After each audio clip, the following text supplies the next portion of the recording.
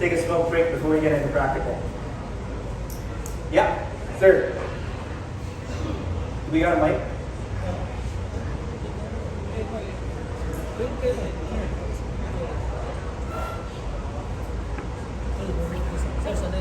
afternoon, sir.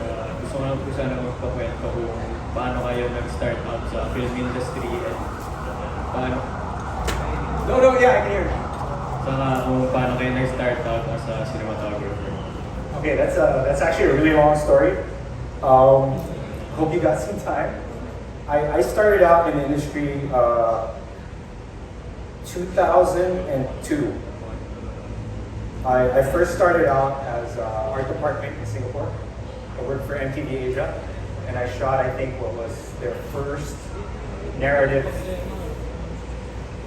series, which at the time was shot on a Canon XL1 with a PS Technic adapter so that we could use cinema lenses at the time. It looked like shit, it looks super dated now. But at the time it blew my mind. I was art deck. So at the time, I mean, it was a good way to sort of watch the entire process, read the entire process, and it also taught me that I didn't want to become a glorified furniture mover my entire life. So I worked my way up to props master. So I started handling the weapons.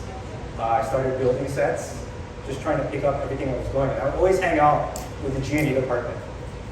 That's when I started working my way to becoming an electric, and then a swing, and eventually moved on to gripology and just learning how they started to rig everything. So after a certain time, I decided, okay, maybe this is what I want to do. I want to pursue this. Let's go to the US. I went to film school.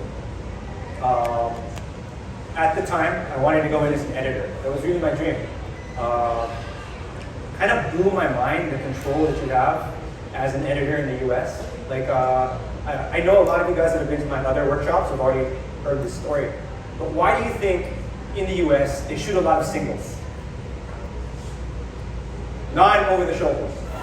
You just have the character clean in frame. Why is that? No, it's not just because of spatial relationships. It's not because Filipinos as a culture need to understand where someone is, even though you've established they're in the same room. Directors will always look for that over the shoulder, right? I mean, if you're standing in line, there's someone literally breathing down your back, even if there's nobody else in line, right? That, I think, is a cultural thing. In the US, is it cultural? Possibly, right? Because it's the expansive space that everybody has. Possibly, but the real reason is, so you have the freedom to edit out an actor entirely. You can cut a guy out of the movie if you wanted to. And that's why producers choose. And directors have learned to shoot singles. So after that, I went to the US. I wanted to be an editor. And I realized that I could not lock myself up in a room and not talk to anybody for 12 hours. So I moved into the camera department. I started as a clapper loader, and then I started loading film at the time. So I loaded 35mm film. It's the most stressful thing ever. Then I became a first AC. It was amazing the things that we would do on film sets as students. Because again, it blew my mind when I came back to the Philippines. Because of the way that our cast structure and our set structure is built. Right? In the US, I've seen grips walk up to a director and say, fuck you, you don't know what you're doing. Imagine doing that here. That would never happen in the Philippines. Right? But stuff like that, because a film set is equal. Right? The democratization of the film set ensures that everybody has a voice. And that's something that I want to instill in all of you. Right? As you grow up and as you mature as filmmakers, I hope that you all understand that you have a voice and your opinion matters. Right? Now that being said, I also hope that you grow up with empathy for the work. Right? The point of what I'm saying is I went through everything. I went through everything so that when I became a DP, I understood exactly what each and every process was. I didn't want to ask somebody to do something that I couldn't do myself. Right? And in that way, it ensured that if they told me they couldn't, I'd be like, bullshit, and then I'd go do it myself. Right? After that, after my experience as a clapper loader, I started DPing. I started DPing in film school. I worked on a couple of 35mm films. And then after film school, I was looking for a job. So this is gonna blow your minds. How many of you guys watch porn? Y'all are lying if you tell me nobody watches porn. Are you serious? Y'all are lying. You do. Thank you very much. No, so my first job out of college was working as an AD for softcore porn at Vivid Films. Does anybody remember Vivid Films? The Tara Patrick, Jenna Jameson days. This is porn that your dads would whack off to, yeah. But yeah, those are the girls that I handled. But not full on hardcore. You don't need an AD for hardcore porn.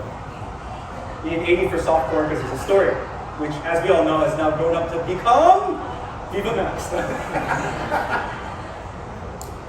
After that, I had to come back from the US. I had to come back from the US for a vacation.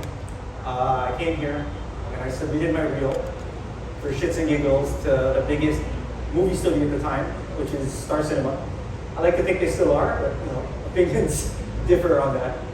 And I never left. Never left. I've had consistent work. It's been a constant growth period for me. I'm always learning.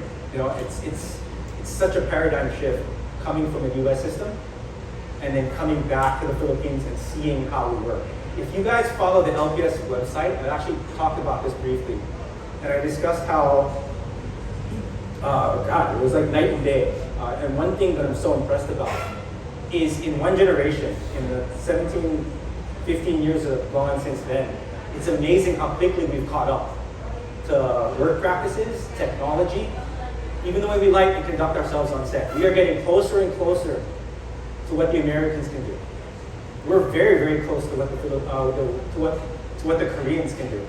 All we need is that extra push, discipline on our end, and the capability to learn and the willingness to use new products and utilize technology to our advantage, right? At the time when I started off in the Philippines, a film camera was a film camera.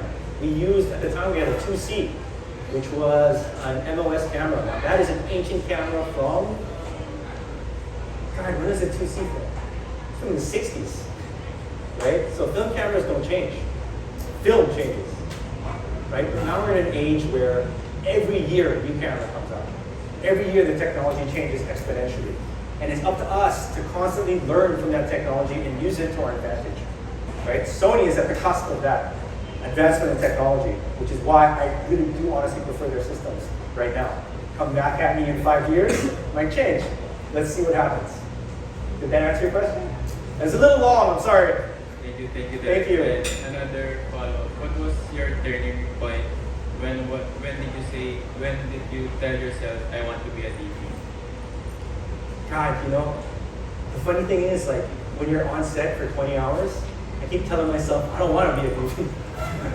I wish I stayed in law school, right? But the turning point was watching the process. I think for me, it was understanding. I like to think of myself as a very logical and scientific guy. So it's great that cinematography and being a director of photography allows you to mix the technology, science, and art all together, right? Because it's understanding the physics of how light and foot candles work. It's understanding what happens when you bounce something. It's the inverse square law of lighting, right? All of that. Those are all practical applications you can use. Math. I had no idea we would have to use this much fucking math in film, but you do. You do. Geometry will help you in film. I promise you that. Planning, making schematics, yes, you need math. But I digress, right? It's that beauty that allowed me, that the fact that when your technical skill is at a certain level, then all you do is art. It's how you utilize that technical skill to create art. When I realized that, that's when I knew I wanted to be a musician, right? And also, kind of like at the time, a lot of people have always asked me, why don't you want to be a director?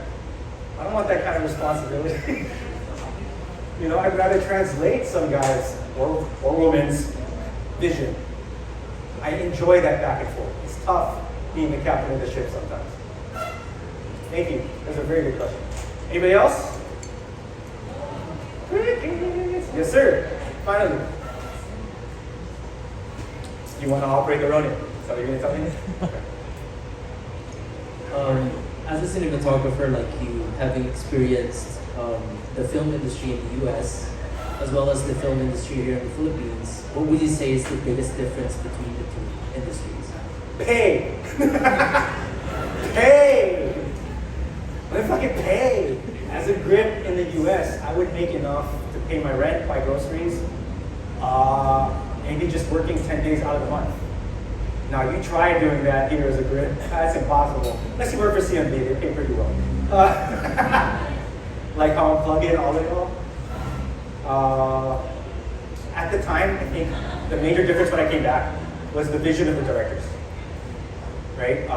When I came back in 2006, there was still a lot of the old guard, so they had their set way of doing things, and that prevented me from kind of bringing everything that I've learned from the US here to the Philippines.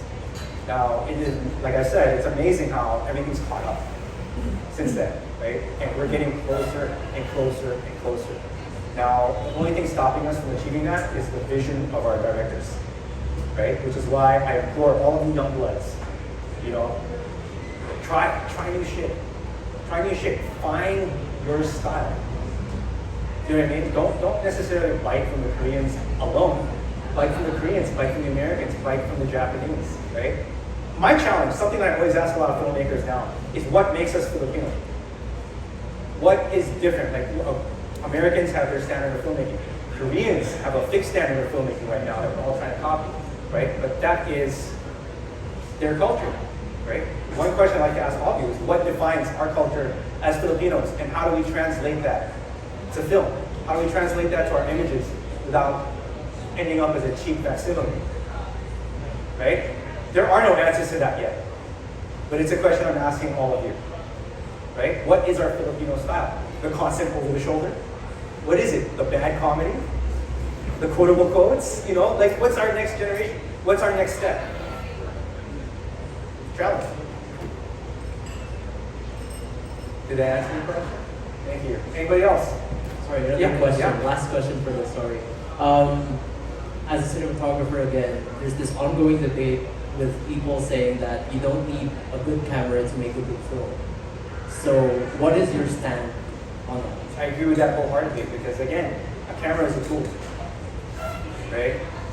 Some people on set can be tools too, but a camera is a tool. A camera is a machine. It is up to your technical knowledge in order to tell the machine what to do for you and how to eke out the maximum image you can with what you have, right? I mean, I'm sure we've all seen those videos online where they give a $4,000 camera to a non-professional photographer and a $40 camera to a professional photographer. You can see the difference in skill, right? It's about how you utilize it to its maximum advantage, right? Like one thing that's blowing my mind right now is the current trend that people are shooting 4x3, right? They're going back in time. We're going 20 years back in time because it's something new and fresh, which is the irony of it, because when I was coming up, we were trying to get as far away from 4x3 as possible, right? Because we just wanted something new. We wanted to do that widescreen stuff, right? The irony is, full frame is fucking 4x3. It's just 4x3 multiplied by, I don't know, what, 500%? Right? So again, what that shows us is that technology is also cyclical, right? So it's about learning new technology, but also remembering what you've done in the past. Because time will come around where you get to use that again. When we shot an Inconvenient Love, I was pulling tricks out of my hat that I learned in the 90s, right? But it blew the director's mind. It's like, what is this? This is the first time I see something like this. This is amazing. So never forget where you came from. Always keep one eye ahead. Thank you. Good question here. Anybody else? Should we take a 20-minute break? Go on.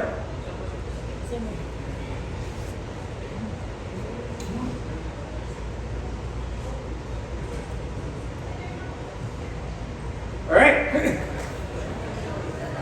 Thank you very much, ladies and gentlemen. That's quick. We go outside. So again, what we need for the shoot is we're continuously setting up. We need a couple of people who are going to act as extras. We do have a talent. Who's willing? This way you actually be able to see the process up close. This is going to be Dix and I collaborating to pretty much, can we pull that up again, please? Can we pull up the animatic storyboard?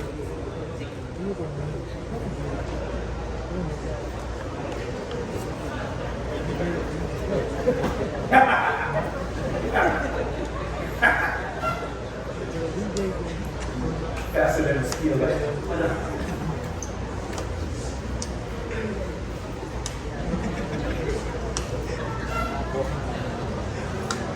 again, like Dix was saying, storyboard is not necessarily the Bible. We're going to try and find a better frame than this, although I really like the idea of this shot. So conceptually, pause it. Pause it. If you understand what's going to happen is we need to set a crowded street. And the moment he puts on the Sony headphones, the world disappears. Play this.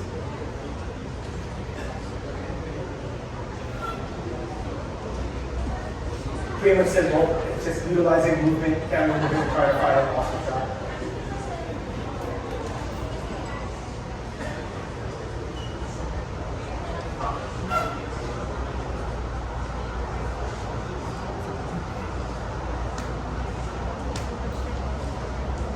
So there it is. It's pretty simple. But again, the purpose of it is to show how lighting, proper camera movement, proper camera work can actually elevate what looks like kind of mid-location.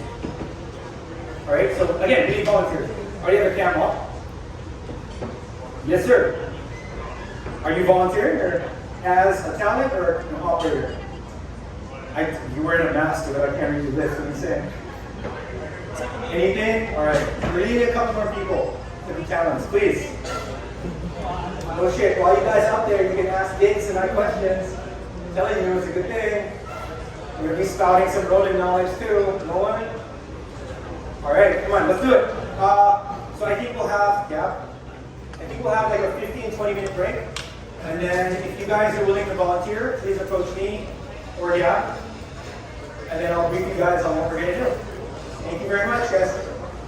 Magkakaroon muna tayo ng group photo with the speakers po. Bago po tayo magkasalabas mamaya.